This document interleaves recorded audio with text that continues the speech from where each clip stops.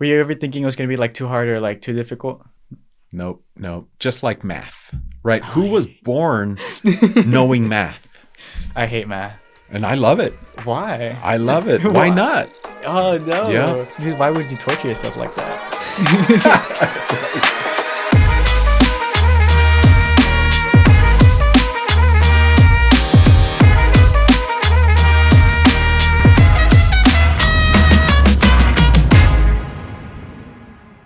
Today I am having a charla with Gilberto Castro, scholar, artist, and advocate. From supporting his brother to pursuing dreams of joining the FBI or CIA, he's driven to make a difference. He's also a musician with an EP in the works and the author of My Black Box. As president of the Cold Case Club and a Muay Thai enthusiast, Gilberto is chasing goals, breaking barriers, and rocking out along the way. So let's charlar with Gilberto. Gilberto, tell me about yourself, man. I'm 19. I'm from the RGV, so I'm back home in McAllen with my brother. My brother's here, and I'm a double major in criminology and psychology. I am a musician. I'm a self-published author, and yeah, I think that's it. A musician, you're an author, and thriving. I'm thriving, yeah. Hey, man, so tell me, how did you get into criminal psychology? Well, I wanted to pursue music. Okay, okay. But then my mom, As a career. yeah, as like a degree. Nice, nice. But then my mom was like, you should do something a little more like for sure, because my passion in music is wanting to become an artist, and that's not really a for sure thing. So she's like, why don't you do something that you just naturally get at? And I'm like, all right. And so I like to study people, and so that's where the psychology came in. Okay. And I like to try to understand the unknown, which is the criminal mind. That's where the criminology and the psychology kind of mix together a bit. Okay. Now, you're also a writer. Tell me about My Black Box, your book, which is now on Amazon too, right? It's in the library. In the library. Okay. All right. So tell me about My Black Box, your book. Well, it's titled My Black Box because Pandora's box. Yeah. You don't want to open it because once you open it, it lets things out that you don't want to, or like the end of the world type of situation. Okay. And so on the cover, you'll find like a black chest, and there's a skull inside. It's like halfway up, and there's roses on it, and each of the roses represents my family. And there's a pink little carnation on it, which is another type of flower, and that's my sister, who is no longer here with us, unfortunately. And then there's a blue morpho butterfly on the spine, so if you were to open the book like this, it flies in the back, kind of like metamorphosis, like you're evolving yourself as you go on. My mother's poem is in the back of the book because she's the one who inspired me to write. But the book itself is about strong topics, but sometimes there's a little fun in there. But yeah, there's a lot of codes and mysteries in it. So if you're reading it, you might find one that correlates with the other, and then an answer that correlates with another poem in it. And then at times you have to decipher codes in it because it's a poem. But sometimes you can't understand the words because you have to find out what language they're in, or there's ciphers. And yeah, there's one called Chameleon, which I think is pretty cool, and it's kind of blends in with the page, so the page is white and the words naturally get softer and softer because it's blending in with the background. But yeah. And how did you come up with that concept of chameleon and also the color progression? Well, when I thought of chameleon, I was thinking of self-identity. Okay. Because the person in the poem, he's trying to find ways to change himself for society. He's trying to find how to appease society, but in the end he ends up losing himself because he can change all these features about him that he doesn't know what he originally looked like. Okay. And then after that, I was like, well, it'd be kind of cool if chameleon could blend into like the background of the page. And so I kind of just started blending it in softly, messing with the colors and the tones of the page. Okay. So that's, yeah. Gilberto, where do you get your creative inspiration from, man? Clearly you're an artist. Clearly you're creative. What's that seed of inspiration for you? I don't really know. It just comes to me. Do you have a notebook? Do you have an app on your phone? I write on Samsung Notes. I just type it down, but I usually like my poems that are better on paper. I don't know why the pen and the paper feel different than just typing with your thumbs. Okay. And what instrument do you play? Guitar. Okay. Yeah. Do ideas for your next book come as you're playing the guitar? No, it's two very different concepts, but yeah. Tell me about them. Well, how are they different? Well, when you're like playing a guitar or like an instrument, okay, you kind of have to set that kind of mindset to like find the flow, lyrics, and then like the beat behind it. Okay. But then when you're writing, you need complete silence. You need to just be able to focus in on it. Yeah. So one needs to be very loud and the other one needs to be very quiet. How about when you're writing music? When I'm writing music, I like listening to songs that I'm trying to go for that type of vibe for, and I have it in the background. Okay. How about you up for a quick rapid fire fun questions? Yeah, sure. All right. So if you could jam with any musician, past or present, who would it be? Elvis Presley. Really? Elvis Presley. Okay. What is there a song that you would jam out with Elvis? Oh, that's hard. Probably "That's All Right, Mama," because it was his very first song. All right. Yeah. All right. Do you imagine the stage of where you would be? Oh, yeah. Would it be Tennessee? Would it be Vegas? Would it be somewhere else? It'd be Vegas. Yeah? Yeah. All right. If you could live in any dystopian fiction universe, which one would you choose? The Hunger Games. All right. Hunger Games. And what role would you play? I have no clue. Right. Not a very like nice character, but I like Snow from the Hunger Games series. Yeah. Okay. But he's the villain, so. And so you've been at Our Lady of the Lake University, right? A couple years, and I was able to meet your parents and your brother. Just lovely, lovely family that you have. What's your brother's name? Alan Castro. Tell me about him. Well, he has autism. He's 1 year younger than me, so we've been together for our whole life entirely. I didn't know what autism was. I didn't know he had autism until like a late age. So to me, he was just my brother, and I didn't know what was like different about him. So I always treated him just like any brother would. You play fight with him, you argue with him, you go back and forth, you play games, you stay up late, you eat together. And at one point in time, we grew up with a lot of bullying. And so at that point, we started to reach out. We reached out to Telemundo 40. We reached out to the news stations and everything. We reached out to the superintendent of McAllen, and we got a program initiated at Brown Middle School where we were at. And so that's how they because people make fun of the things they don't understand or they don't know. Once you understand, you can get a sense of empathy or sympathy or even compassion for that person or said persons. But that's kind of how it started. He's very smart. Like I guess every autistic person has the kind of like niche, the kind of thing that clicks with them. His is history. He can bring up anything about history and he'll know it. It's crazy. Yeah, it's like in the middle of the night, I'll be like thinking of something. It'll be history, and I'll be like, when was this? It'll be like, oh, it's this, this, and that, and I'm like, oh, okay. I'm like a whole history lesson, but all right. Yeah.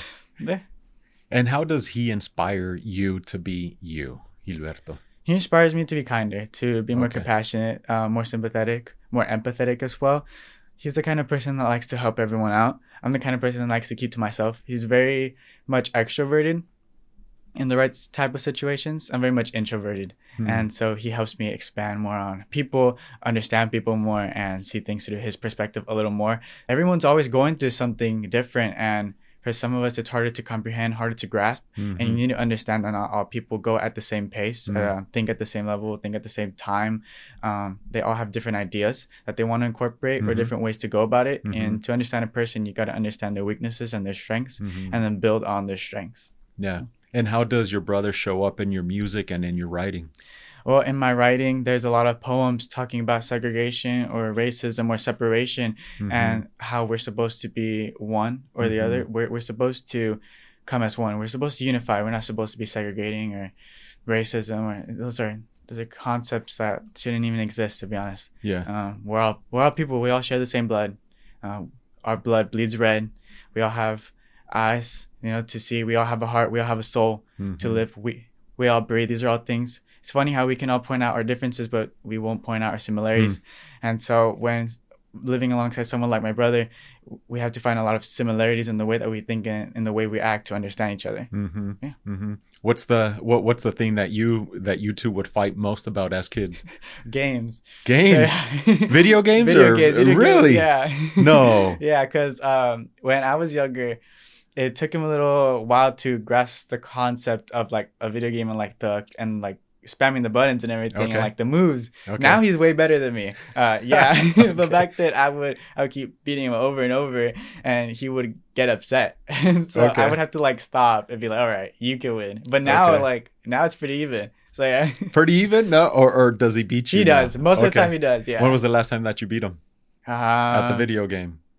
Like 4 days ago. He beat me like 2 days ago. So. Do you think he would agree? Yeah. Okay, all right. Or he would probably say, "Nah, Gilberto hasn't beat me in 2 years." See, he's a kind person, so he would probably say that he hasn't beaten me. Okay, But I most of the time he does win. okay. Yeah. And if your brother were to make a movie about That'd be you, what cool. would the plot be? He it's funny because he is always the hero in his own films. Okay, He has a YouTube channel called okay, Deer Boy, and so it's Deer and then Boi, Deer Boy. He started like elementary, middle okay, school, and okay, so he makes these Lego stop motions. And in there, I'm always the villain. Always okay. the villain, and he's always the hero. And I'm like, you know what? That's pretty cool. So yeah, Yeah, and that would be his movie too, huh? yeah, You it would be the probably would. hero. Yeah. And hey, so Gilberto, what is one song, one book, maybe one instrument that anyone should either read, listen to, or instrument pick up? Oh wow, that's hard. I think just in general, everyone should listen to music because Okay. music is the thing that brings people together.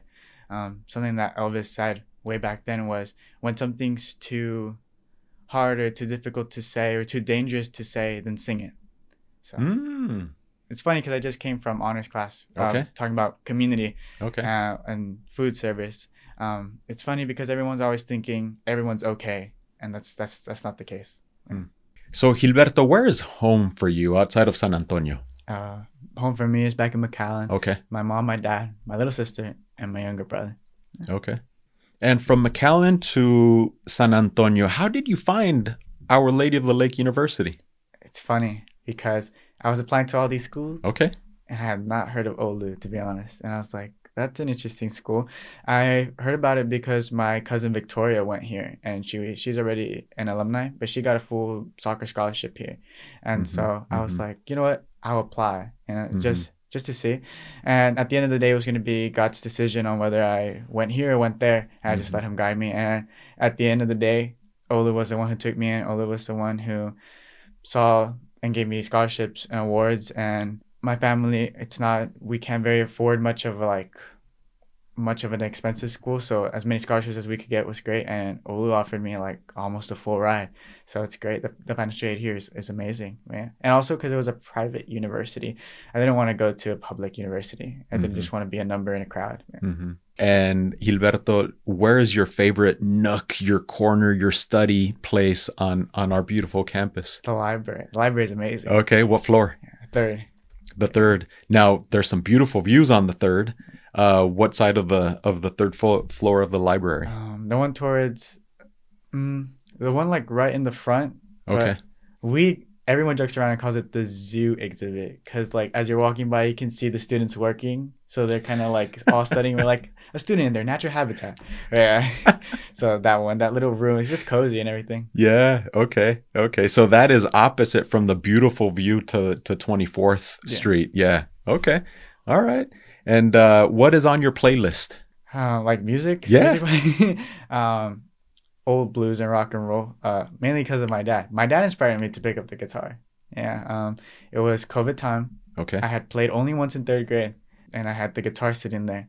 And my dad was like, "Well, if you're bored, go play that guitar that I bought you that never gets used." I'm like, "Oh, all right." So I'll learn it. I started to research YouTube videos, and I taught myself how to play. I was learning like all these pop artists, and then I was walking through the kitchen, and my dad was playing this rock and roll song, which I didn't know was rock and roll at the time. Mm. It was AC/DC, and he was playing it, and he was like, "You should learn this." I'm like, "That's like piano or something. That has to be like electrified or something." He was like, "No, it's guitar." I'm like, "That's not guitar." And so then he showed me the video, and from that moment, I knew that that's what I wanted to do. And so, Best guitarist of all time. Best guitarist. oh no, that's crazy. Best guitars of all time. I got mine. Which one's yours? Carlos Santana. Carlos Santana. Yeah, he's great. Yeah. Oh my god. I don't know what. Only one, man. Okay, top three. Stevie Ray Vaughan at number 3. Oh, that's a really good Stevie Ray one. Yeah, no Um, arguments there. number 2. Number 2 has to be BB King. Oh, that's a pretty good one too. Yep. Okay, it's all come down to number 1. Drum roll, please. Has to be Angus Young from AC/DC. Wow. Okay. Mainly because of the energy that he like exudes on stage. But yeah, and his solos is just very simple. But you would never think that from him playing. He could play forever. He's still playing. So yeah. Okay, so we just got to say it again. Number 3, Stevie Ray Vaughan. Number 2, B.B. King. Number 1, Angus Young. So what I'm going to do this afternoon, I'm going to listen to all 3 and I'm going to compare. Right? And I'm going to have your opinion in my brain as I listen to all 3 guitarists of all time. Your guitarist of all time. All right? Who's your second favorite? Oh gosh, who is my second favorite? It's tough to beat Carlos Santana. I'm not ready to go on record here right now with the second. I'm not.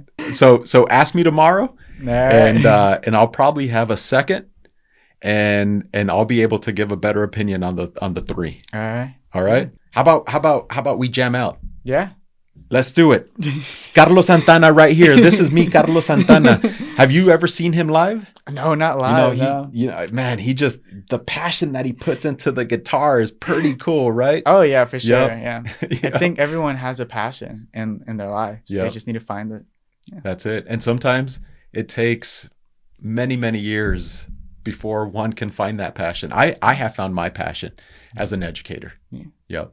How do you become president of a university? Because that's super cool. Wow. By saying yes to the multitude of opportunities or challenges or headaches that come your way. Now that I look back the past 25 years of my career, it's the things that I said yes to, that project that was a nuisance 25 years ago that today is showing up in some beautiful way as president.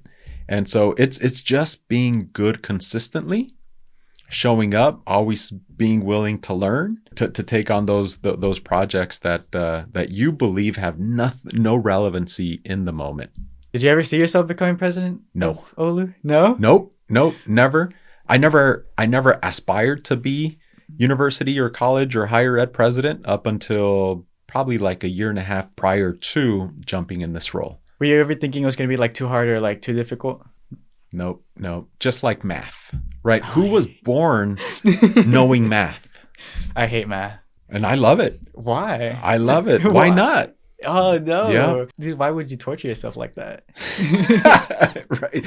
I think it's, as a musician, right, the composition of notes. And that's my version of seeing a sheet of music and taking all of this and making sense, right? I mean, numbers or math. But who's born knowing math? No one. Anyone, I wasn't. Yeah. Notes. Going back to like notes. Even I can't read music. So I just have to listen to it sometimes. So with math, it's like trying to focus on something that has one way of doing it, and you can't do it any other way because this is the way to the solution. And in a creative aspect, there's supposed to be many different ways to reach one outcome. Yeah. So when you're boxed in, it feels very like limited in math. Yeah. If you were to have a poem about your experience so far here at Olu, at Our Lady of the Lake University, what would the title be of that poem? Ooh, the title's the last thing I come up with when it comes to a poem, because the title has the most meaning or has the most secret message in it. I don't know. I would probably have to write the poem first and think of it. I don't know. My mind's going like something with wings, something with a halo, something with saints. Oh, that's cool. Something up, because wings up. Look up when you're feeling down. That would probably be. Look up when you're feeling down. Yeah, look up when you're feeling down. Look up when you're down. There you go. Something like that. Okay. Oh man, that's cool. That's cool. What's been your favorite part about Olu since you've been here? The students. The students? Totally. All the way. The wisdom that y'all bring, the energy that you all bring, the inspiration. I mean, each and every student inspires me so much each and every day. Gilberto, a couple more questions for you. What do you want to be when you grow up? Well, I want to be a musician. I want to be an artist. But if that's not the case, then I'm very happy in the path that I'm taking through Olu at the moment with my degrees, like an FBI profiler, so to say. But yeah. You know, I've always wanted to be an FBI kind of, those folks that work on some tricky criminal cases. And I still long for that. So maybe if this higher ed presidency thing doesn't work out, maybe I'll go and work for the FBI maybe.